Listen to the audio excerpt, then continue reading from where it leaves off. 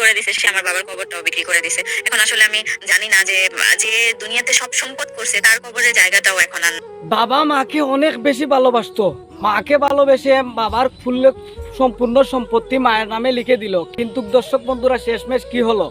বাবার কবরটা পর্যন্ত মায় বিক্রি করে পরকীয়া প্রেমিকের সাথে হাত ধরে পালিয়ে গেল।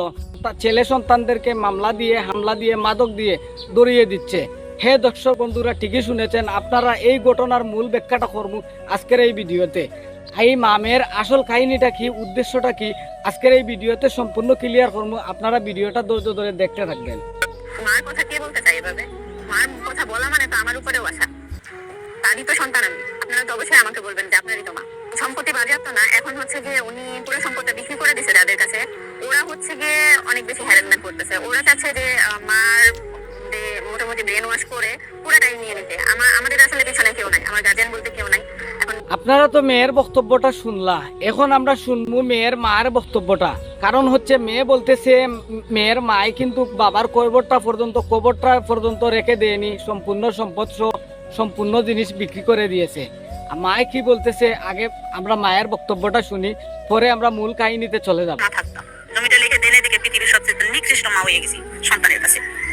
দর্শকের কাছে আমি বলতে চাই, আমার বয়সটা কিরকম হইব আর এর বয়সটা কিরকম হইব, আপনাদের কাছে দায়িত্বটা দিলাম, আপনারাই উত্তরটা দেন।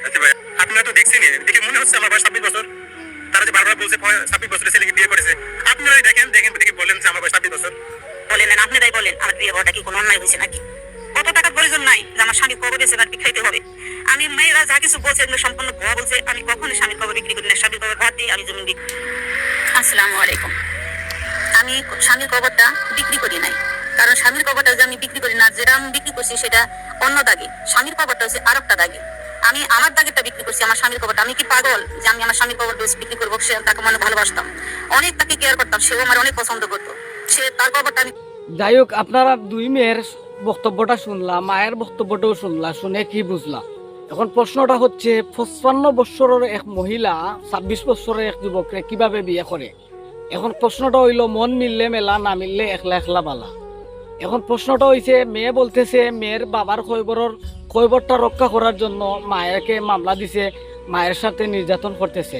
আর মায়ে বলতেছে যে কৈবরটা বিক্রি করে দেয়নি, যে স্বামীর কৈবর বিক্রি করে দিয়ে সে খেতে হবে, এমন কোনো কথা না। এখন প্রশ্নটা হচ্ছে এইখানের মূল ঘটনাটা কি? আমার মনে হয় কি জানেন, আমার মনে হয় যে মূল ঘটনাই হচ্ছে সম্পত্তি। কারণ হচ্ছে মেয়ে বলতেছে বাবার কৈবর বাঁচানোর জন্য এই যুদ্ধ করতেছে মায়ের সাথে। আর মা বলতেছে মেয়েরা নাকি, ছেলেমেয়েরা মেয়ের জামাই মিলে মাকে নির্যাতন করে, যে কারণে সম্পত্তি বিক্রি করে দিছে, কিন্তু স্বামীর কৈবরটা বিক্রি করে নাই। আসলে আমার কাছে মনে হয় কি জানেন, এই ভিডিওটা দেখে আমি বুঝলাম যতটুকু, যে মূল ঘটনাটাই হচ্ছে সম্পত্তি। এই সম্পত্তির জন্যই কিন্তু মা মেয়ে সবাই ঝগড়া করতেছে। আসলে এতদিন ধরে এই ভাইরাল 3টা পার্সনের মানে আসল ঘটনাটি ফাঁস হয় নাই। দর্শক বন্ধুরা, আমি বললাম আমার বক্তব্যটা, আমার মনে যা কুলাইছে, আমি যা বুঝছি যতটুকু অতটুকু বললাম। আপনাদের মতামতটা অবশ্যই কমেন্ট বক্সে জানিয়ে দেবা, আর ভিডিওটা শেয়ার করে অন্যকে দেখার সুযোগ করে দেবা। ধন্যবাদ।